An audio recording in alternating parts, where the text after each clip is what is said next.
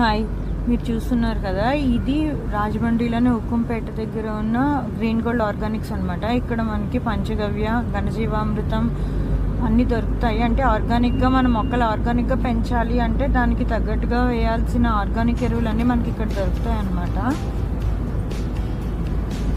ఇది short video, full video ఛానల్లో upload చేస్తాను, చూడండి.